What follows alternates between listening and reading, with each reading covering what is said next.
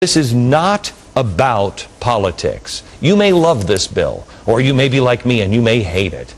But it is hard to argue that we deserve to be represented by people who respect us enough to at least know what they're voting for and read the damn bill. With me now is Republican Congressman John Culberson of Texas and Democratic Congressman Walt Minnick of Idaho. Geez, John, I'm sorry. I didn't know you were standing there with the bill the whole time. Yeah, Glenn, you're right. I've lost the sound here, but Glenn, I've lost you here, but I want to tell you, you are exactly right. The rush by Congress to pass this 1,500-page monstrosity with only 15 hours to read the bill symbolizes everything that is wrong with the American Congress, and it's why the public is so outraged with business as usual up here, and one of the principal reasons I voted no. You wouldn't buy your house blind, you wouldn't buy a car blind, and Congress shouldn't spend $800 billion blind. Okay. Congressman Minnick, you are a Democrat. You voted against the bill. How come? Well, I've been a congressman only a little while, but I've been a businessman all my life, and if you're going to attack a problem with other people's money or borrowed money, you better do it in a focused and cost-effective way. This bill was neither. We were throwing money at a problem, and not only didn't we have time to read the detail in the bill, but a good bit of this money, the balance of it, won't even be spent in the next year and a half to create jobs, and that's not an effective way to legislate. Congressman Minnick, I don't know how you got into the Capitol. I have no idea how you got into the Capitol. You make far too much sense. Okay, gentlemen, here is my problem with it. We found out, earlier this week that all of a sudden there was health care in there as well. Nancy Pelosi said this. Can we roll the sound of Nancy Pelosi? Earlier she was talking to the press. Listen to this. With all of this, you have to see the language. You know, you said this, I said that, I understood it to be this way. No, we wanted to see it in writing, and when we did that, then we were able to go forward. And around here, the language means a lot. Words weigh a ton, and one person's understanding of a spoken description might vary from another's. We wanted to see it. And it's not only just I had to see it, I had to show it to my colleagues and to my caucus. Okay, so she says the language is very confusing. You guys should see it. So she showed it. Quick, look! She showed it to your caucus and to the people who are voting for it. How could you possibly read this bill in the time that you have been given? No, this was deliberately hidden from the public, Glenn. The longer a pile of garbage lays out in the sun, the worse it stinks, and leadership knew that. It's just hypocrisy. It's a terrible deceit on the American public. We deserve better at a time of national financial crisis that is unprecedented, at a time of record debt and deficit. We need to be thoughtful, careful, unanimous with the support of economists. We got none of that. This is just hogs at the trough, and you know, Glenn, even a hog knows when to stop eating. Okay, so why is it, and maybe I'll ask you, Congressman Minnick, it's your party that has done this. Why is it that they put so much pressure to pass this so rapidly? Everyone knows that is at all familiar with this bill.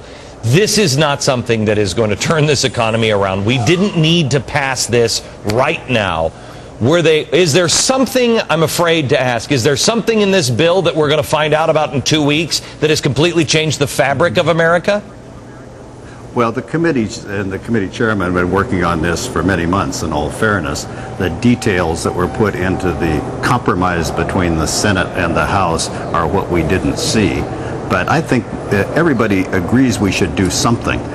My focus as a business person representing taxpayers is that this bill fails the test of spending money just on jobs creation and just in the next year or two when we need to get the economy going. And it's also unaffordable. It's simply too much money. I've got a couple of economists that are coming on here in just a few minutes, and we're going to talk about where we're getting the money on this. China said this week, and this is a quote, "We hate you. We hate you."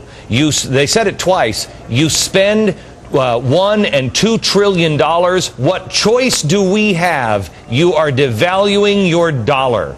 Are we borrowing this money or are we printing this money? Glenn, this is one of the greatest and greatest outrages and most dangerous parts of this bill. This is all borrowed money that our kids will have to repay. Who are we borrowing This is the largest single issuance of U.S. bonds in the history of the country. The Chinese are going to be issuing about $1 trillion in bonds. The British about $1 trillion. Glenn, this is borrowed money. It's like paying your mortgage with your credit card. We cannot do it. Republicans, conservatives had an alternative: tax cuts immediately across the board to keep money in people's pockets so they can spend it and invest it right now to get the economy moving. Do either of you know who we're borrowing this money from? Because China does not, I mean, Germany, if I'm not mistaken, tried to issue more bonds today.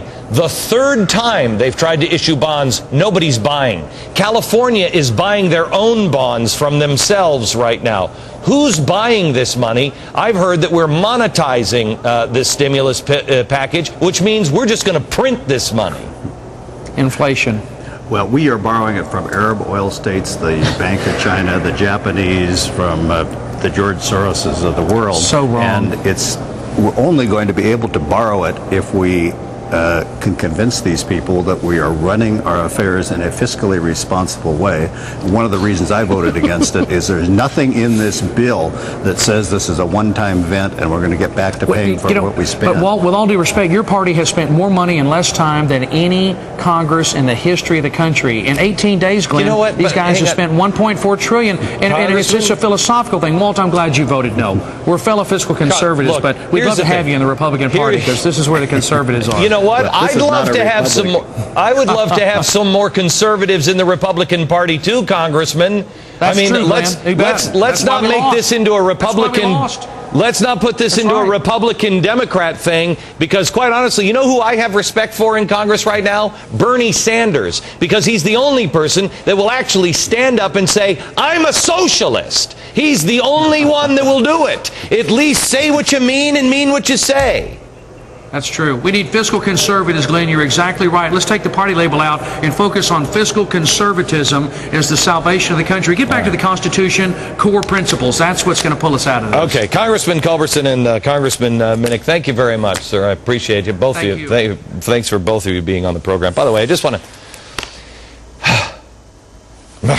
to bother anybody else.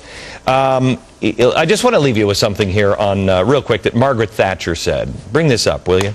Socialist governments traditionally do make a financial mess because they always run out of other people's money. All right, now I want to change. While everybody else is playing politics, I've told you, everybody else is playing DNR. The DNRs that I want to tell you that I'm concerned about is depression and revolution. You can't keep having those kinds of conversations without people just going, ah!